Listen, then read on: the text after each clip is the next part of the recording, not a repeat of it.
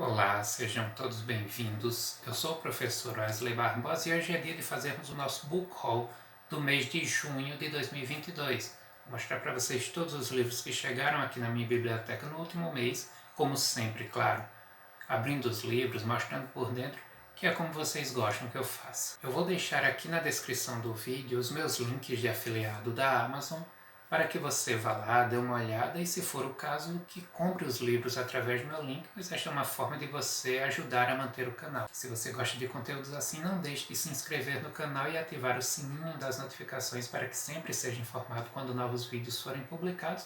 Além disso, curta o vídeo, pois esta é uma forma de você mostrar que está gostando do meu trabalho. Então bora lá! Começando com literatura, eu trago Os Demônios, de Dostoiévski. Este que é o 9º livro de Dostoiévski que chega à minha biblioteca por esta coleção aqui da Martin Claret. Como vocês podem ver, segue o mesmo modelo, né, das publicações anteriores.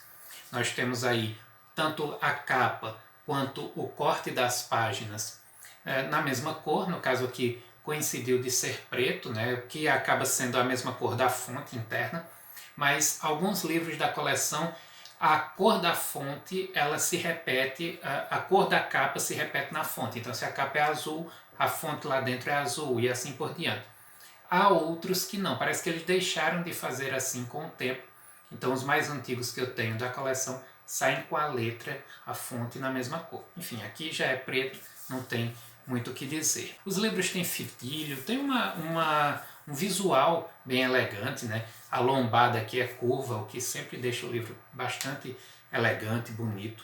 Então, enfim, é uma coleção bem bacana. Dizem que é muito bom este romance, eu não tenho muito conhecimento sobre ele, só de ouvir falar, mas eu sempre escuto ou leio comentários sobre Dostoiévski que passam por este livro. Então parece ser um livro muito importante do autor e que, enfim, em breve pretendo ler. Dando um salto aqui para a literatura brasileira, nós temos Pauliceia Desvairada, de Mário de Andrade. Eu ainda não tinha esse, tinha outras coisas dele. Mário de Andrade é um dos grandes poetas brasileiros do século XX, teve uma importância muito grande junto com todo aquele pessoal da Semana de 22, né? E, enfim, teve uma influência muito grande ao longo da poesia, da literatura que foi feita no século XX. É um livro até bonitinho, tem aí a ilustração com o Mário de Andrade na folha de rosto, né? Um livro com orelhas, o que é sempre muito bom. Um livro encadernado e costurado, então é uma edição bacana. Voltando à literatura estrangeira, temos aqui Fausto, de Goethe. Para o inscrito aqui do canal Max, que há algum tempo me indicava a compra de Fausto. Inclusive, era uma lacuna muito grande. Eu acredito que dos grandes clássicos da literatura era o único que eu não tinha ainda na minha biblioteca. E fazia um bom tempo que eu queria ter. Mas parece que esperei mesmo pelo momento certo, até porque saiu pelo Clube de Literatura Clássica, do qual sou assinante, né? E numa edição bem bonita, eu gostei muito da edição. Claro, né? Geralmente eu gosto das edições do clube, mas essa aqui eu gostei principalmente da capa e do fato de ser uma edição bilíngue, né? O que é sempre muito bom. Claro, eu não leio em alemão, mas é um material a mais que é agregado à obra, com certeza. Além de ter notas também. Ele tem algumas ilustrações internas, principalmente antes das partes, né, em que a obra é dividida. Também antes dos atos, o livro é dividido em alguns atos e sempre antes deles nós temos uma ilustração. O ponto negativo dessa edição do clube foi o livreto que veio junto, que não é nenhum livreto, é um panfleto, né, uma coisa aqui grampeada, não segue nem de longe o padrão do clube. Para mandar isso aqui eu era mais, sinceramente, eu não precisava fazer esse livreto e colocar as ilustrações no próprio corpo da obra. Teria sido uma escolha muito mais interessante e até justificar para os inscritos, olha, a gente, para baratear o custo, a gente vai colocar tudo no livro principal e não vai ter livreto de brinde este mês. Acho que todo mundo teria entendido e preferido, mas enfim, a edição compensa. E tá aí, Max, finalmente Fausto chegou à minha biblioteca. O Romance de Amadis, de Afonso Lopes Vieira, um escritor português, mas o Romance de Amadis não é dele, é uma narrativa que circula pela Europa, né?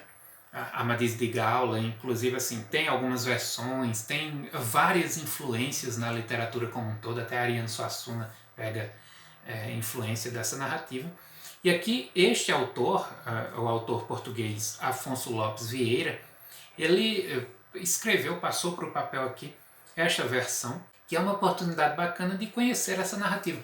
É aquele tipo de narrativa que você meio que já vai conhecendo ela à medida em que você vai estudando literatura, porque quando você lê uma obra e vai ler depois os estudos a respeito daquele texto, você vê muito comentário sobre o Amadis de Gaula, nas próprias histórias da literatura. Então é aquele tipo de texto que você vai conhecendo aos poucos, antes mesmo da leitura.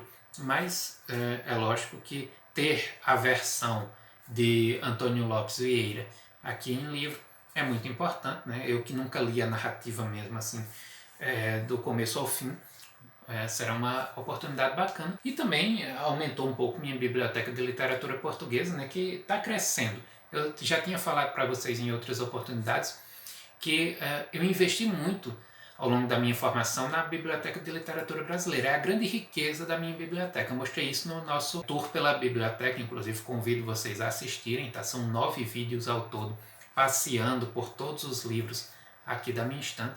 E vocês puderam ver na parte específica de literatura brasileira o quanto que ela é rica e o quanto que eu investi nela, principalmente, claro, né? Sou formado em letras, língua portuguesa, e meu principal objeto de trabalho em termos de literatura é a literatura brasileira. Mas também a literatura portuguesa, e eu não me dediquei tanto a ela na época da graduação. E depois mesmo, comprei basicamente Saramago, Fernando Pessoa, esses autores mais clássicos, mas enfim, ficou faltando muita coisa também a adquirir. E aos poucos eu venho superando isso, inclusive investindo também nos que eu já tinha, né? Por exemplo, Saramago, que eu estou formando aí a coleção aos pouquinhos, e aqui também para Max, né?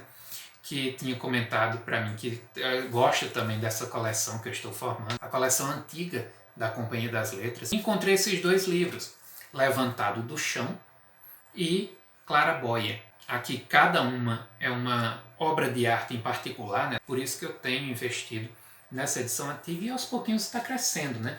Já é o 14º livro de Saramago que chega por esta edição e espero com o tempo conseguir adquirir todos, pelo menos assim, os mais importantes eu já posso dizer que tenho aqui. Chegou este livro aqui, O Amor nos Tempos do Blog, isso aqui eu vou trabalhar com meus alunos na escola, a gente está trabalhando o blog, diário, essas coisas.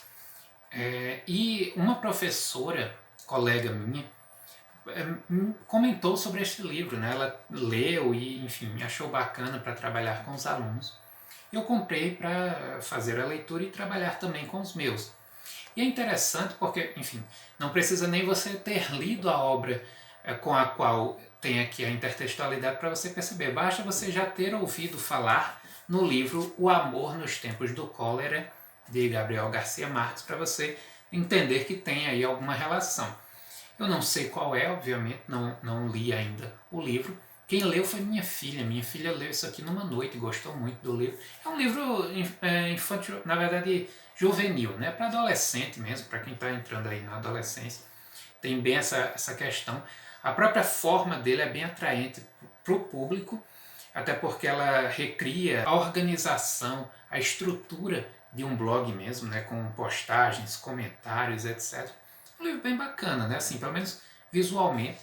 E, claro, né, pela forma como me parece que prende o público jovem, minha filha não conseguiu parar de ler até terminar, parece ser bem adequado para um trabalho em sala de aula. O autor é Vinícius Campos, e sai pela editora Seguinte. Concluindo aqui a parte de literatura, na verdade não é um livro de literatura, mas eu vou colocar aqui no meio, o livro de José Mindlin, No Mundo dos Livros. É interessante esse livro porque Mindlin faleceu já, mas foi um dos mais importantes bibliófilos do Brasil. A biblioteca dele, com mais de 30 e tantos mil volumes, foi uma das bibliotecas particulares mais importantes do Brasil e da América Latina.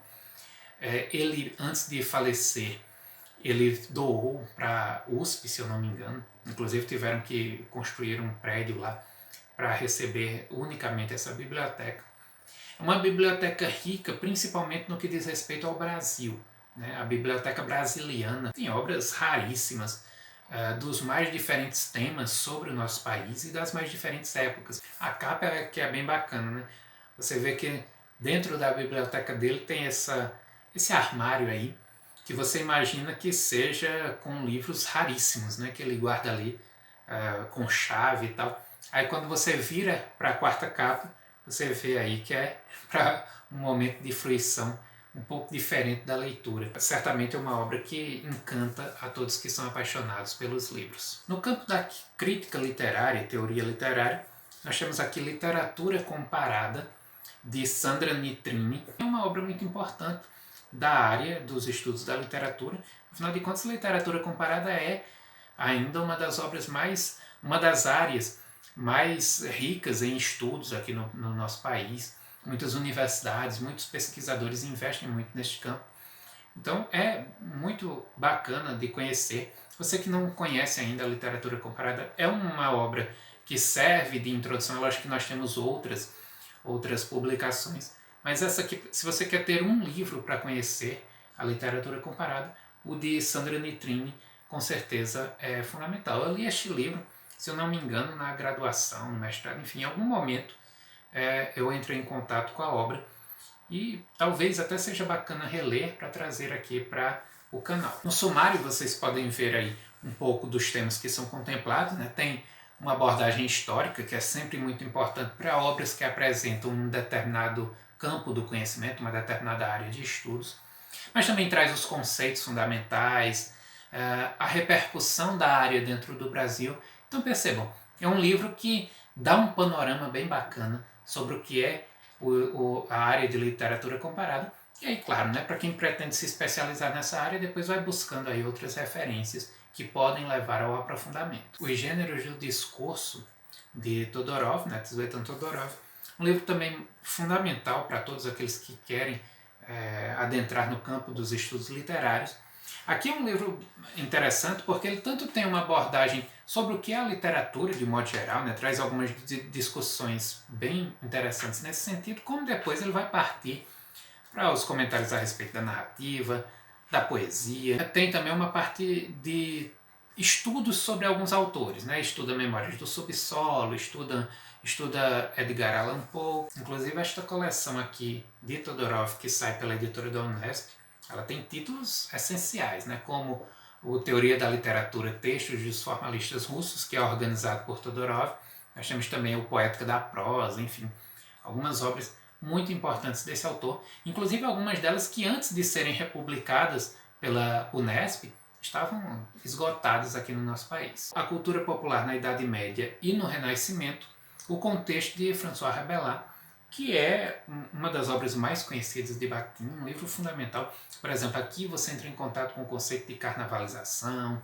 É um livro pelo qual o estudante de letras não pode passar, né, sem pelo menos ter um conhecimento básico a respeito da obra. É interessante este livro ter chegado neste momento, no momento em que eu estou relendo A Estética da Criação Verbal, um livro fundamental, né? Na verdade, a obra de Bakhtin como um todo, para o estudante de letras, já que ela é uma das grandes influências de tudo aquilo que foi feito na universidade da segunda metade do século XX para cá, então é fundamental. No sumário vocês podem ter uma ideia dos temas que são trabalhados, né, em cima da obra de Rabelais, mas ele vai explorar aí uma série de aspectos que servem para o estudo da literatura de um modo geral. Saindo da área de letras, foi um mês em que eu não comprei nada de linguística. Nós temos aqui o Pensamento Alemão no século XX, uma obra organizada por Jorge de Almeida e Wolfgang Bader.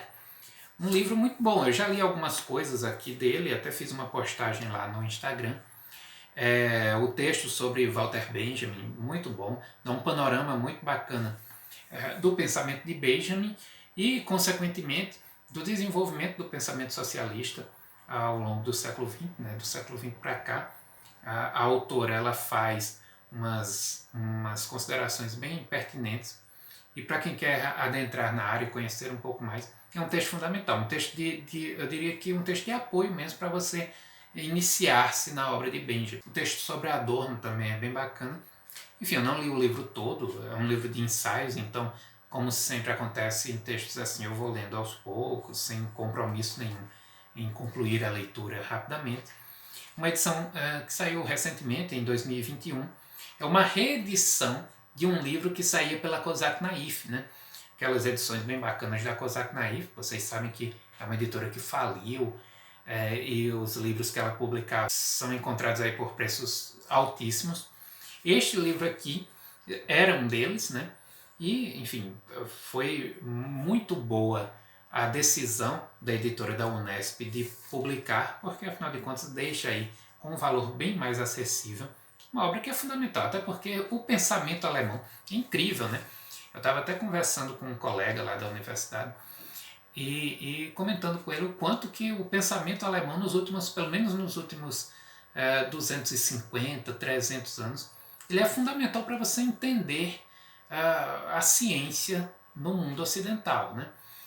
Basicamente em todas as áreas, você pega a nossa área de letras, mas você pega também a filosofia, a psicanálise, a economia, enfim, afinal de contas você pensa que algumas das figuras mais importantes, como Marx e Freud, né, são nomes do pensamento alemão. Lógico, Marx não é do século XX, né, mas aqui você vai ver algumas das influências dele, né, o novo marxismo alemão, a partir ali do século XX. Então, conhecer o pensamento alemão, não apenas no século XX, mas, enfim, pelo menos nos últimos 300 anos, é fundamental. E este livro aqui atende muito bem a esse interesse. Sem falar que é uma edição muito bem produzida, né? Um livro encadernado, costurado, com orelhas, como é uma tradição da editora da Unesp, que dentre as editoras universitárias é uma das que tem um trabalho mais perfeito, né? Mais bem realizado em termos de objeto mesmo no livro. E temos aqui Os Gregos Acreditam em Seus Mitos, de Paul Veyne, que também é da editora da Unesp, vocês puderam ver aí que tem alguns da editora. Este livro aqui serve para continuar minha saga aí em torno da Ilíada. Já falei para vocês, já faz algum tempo que eu estou estudando, pesquisando.